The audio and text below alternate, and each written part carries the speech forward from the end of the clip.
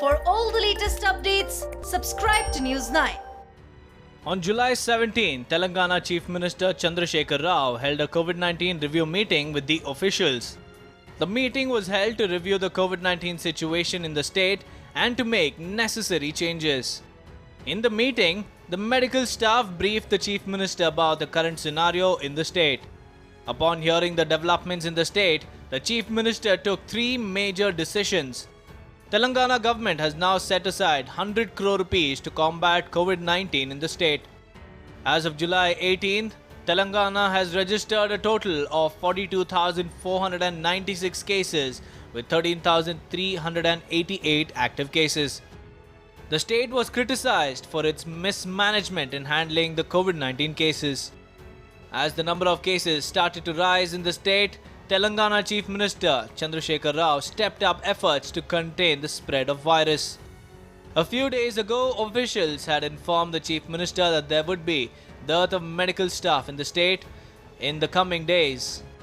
In one of the COVID-19 review meetings, officials said the state would require 17,000 doctors and 12,000 nurses if the cases continue to rise.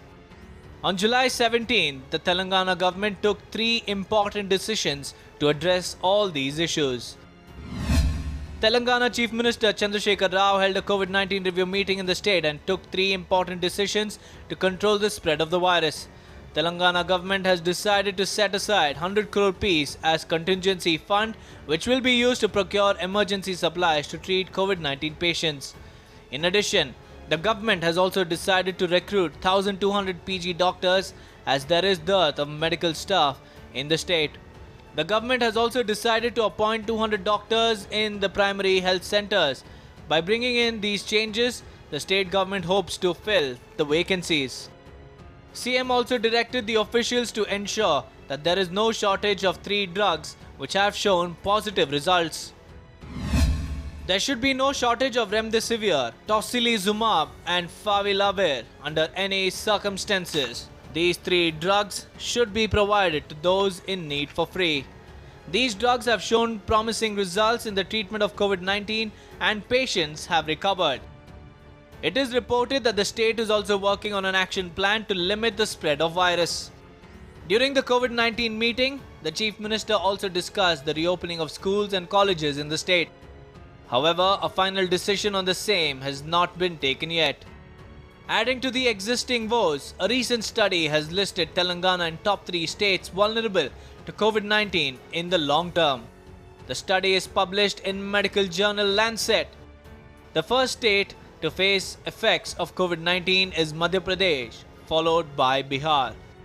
The study is titled Vulnerability Index for the Management of and Response to COVID-19 Epidemics in India. Telangana has been put in third position because large number of people are having comorbid health conditions. We have already seen how patients have died due to comorbid health conditions. The crumbling infrastructure in Telangana has put the state in the vulnerability index. For the past few weeks, Telangana government is in the limelight for all the wrong reasons. From denial of admissions in the hospitals to shortage of oxygen and underreporting of COVID-19 deaths, the government has it all wrong. It is indeed a wake-up call for the government to ramp up testing and pull up its socks.